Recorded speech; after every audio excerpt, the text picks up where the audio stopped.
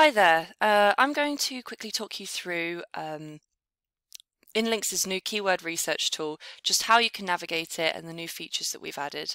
So I'm going to quickly just go into this project here of Search Engine Journal. I just added this in as a demonstration. So there's a couple of things to note with this new update. The first one is we've brought in a whole new keyword research tool. This can be accessed through a couple of different ways. So we can either audit an existing piece of content or we can create a new brief. Either will bring you to the content editor, which will show you the new tool and the new updates. So just for now, let's quickly do a new brief on how to do SEO. Very broad, I know, but just to show you the capabilities of the tool, we'll start this new brief. Now, this is all the same still, so shouldn't be too baffling just yet. So what's going to happen is we'll take the top 10 ranking pages for how to do SEO, just like we used to do in the old one. It's going to read them for the entities. You're going to have access to the topic charts, all of the good stuff that we offered you before. But this time we are going to give you a really in-depth overview of the keyword research needed for this broad topic of how to do SEO. This is going to be in clusters. This is going to be in organized by verbs, just to show you exactly what you need to be looking out for, what you need to be writing about when it comes to making your content. So as you can see here, it's started going. So what we're saying is do not try and make or do anything while this is still loading. I know it's tempting to do lots of content briefs at once, but trust me, it's not going to work in your favor. So if we just keep it at one at a time, go have a cup of tea while this loads all of your keyword variations, you will be absolutely fine. In the meantime, while the keyword research tool is working, let's just take a look at the new and improved editor. So the editor is very similar to what it was before in terms of we have this nice blank page. You can see here that it doesn't have all of the information underneath it or crammed into the sandbox editor here. It's actually nicely laid out on the side there, but just to show you here, we still have all of the topics that you will need to cover in your content. You can filter these by their verticals, so marketing and advertising, the software you might use, or software topics, economy, all of these different things to do with SEO that you would need to write in. You can see also here that we have unified the content score, so it's no longer an estimated content score that you will then need to go and spend a credit on updating and so on and so forth. It's now really nicely laid out for you, just a unified content score to get up to that 80-90% benchmark. Underneath you can see the update live URL, which I think was a little bit hidden before, but we can see it there nice and clearly right now with a few other metrics such as your word count and your readability ease. Things such as your word count can still be had a look at over here. So we've gone down to the SERPs analysis tab down here, which used to be on the left hand side, but now it's nicely laid out here. You can see the top 10 ranking pages are right here. You still have the ability to take out or improve this, maybe not improve, but customize this a little bit to what you need. If you have a very direct competitor that you would love to compete with in the SERPs, but they don't show up in the top 10 ranking pages, then you can always come down here, press that single cog button and paste the competitor URL. That's going to update all of the data as we see it. You still have access to this topic chart, so how to do SEO, looking lovely here, still in the ranking from high importance, medium importance to low importance. So these red ones are going to be the ones that make the biggest dent on this editor score here. Again, you have the ability to export this data so you can share it with people. Things This tab also gives you your average word count, so we no longer say have any recommendations to say you should get it up to here and those bullet points. It's now just giving you all of the information, so sort of a word count of this many on each page, so you can sort of benchmark your content as you write it towards over here. The content plan is also going to be updated as the keyword research tool comes in, but as of now, we have clustered the different contents into guide, learning, keyword, and search engine, because we think these are the sort of verticals that are the most relevant to the brief that you've put in. So how to do SEO, I'm sure you can sort of see where this is coming from. You also have the competitors' headlines, which include these words or these entities, so guides, learning, keywords, keyword gaps, all of this. Again, you have so related topics. So before it was more related to the idea of guide, but now these are related topics to the idea of guide in the context of how to do SEO. So a little bit of a few extra steps here, but as I'm sure you can appreciate, a lot more accurate.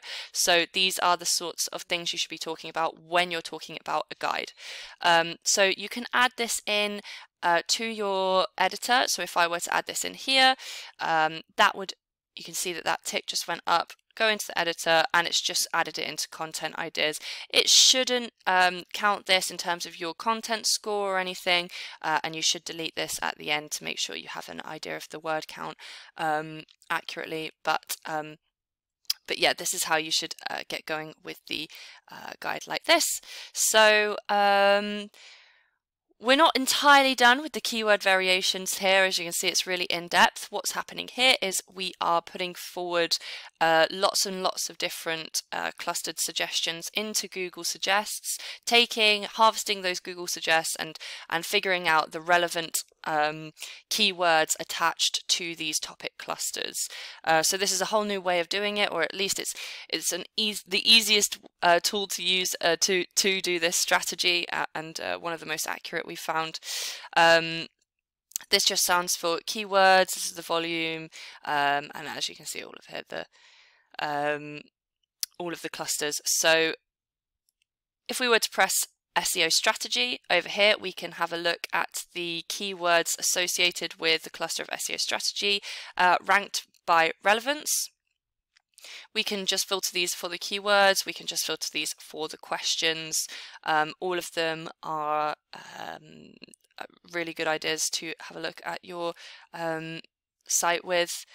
Again, keyword SEO keywords, if you wanted to write a page on that, so on and so forth, you could go through and have a look at this. If you ever find one that does not really feel appropriate, then do feel free to come down and take it out of the score. So maybe you don't want anything to do with measuring SEO, you could come down and just press this X button here and take it out. I mean, like we said, we are piloting these from Google Suggests, so it's always a good idea to have a look at why these might be coming up. If you're not sure, don't write it off immediately, but if it is very clearly inappropriate, then do feel free to just take it out of the calculations. Now, as you can see here, we have a new tab called User Intent.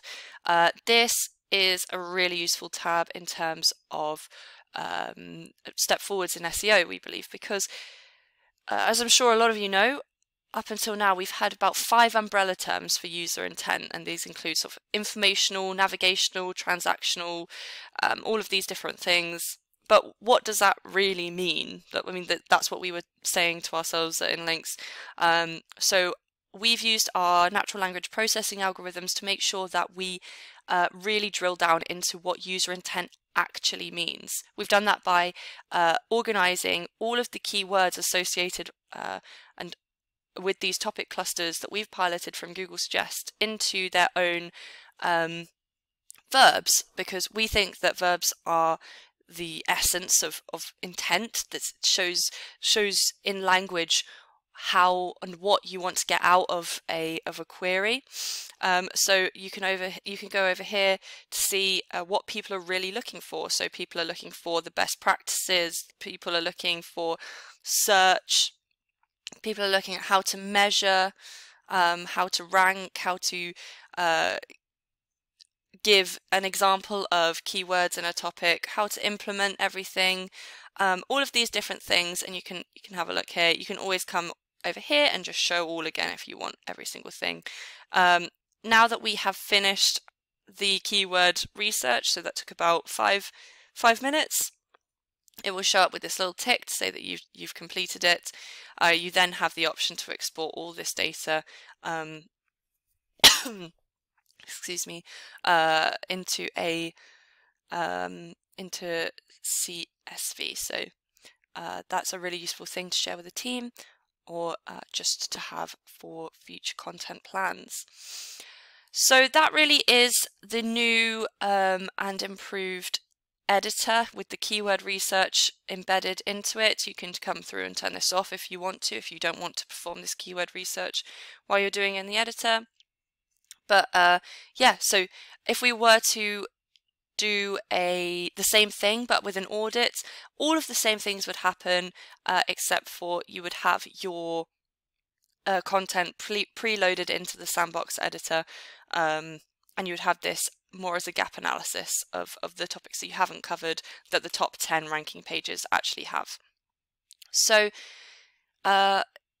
do make sure you take a look at this chat button over here if you have any questions. You can get in touch directly with one of the InLinks team members, and it's still in its very early stages, so do let us know if you find anything wrong with it at the minute. But yes, this is InLinks' keyword research tool and new and improved editor. I hope you enjoy using it as much as I do, and how easy it is to harvest these keywords, put into clusters, and find the real user intent of each query. So thank you very much. Bye.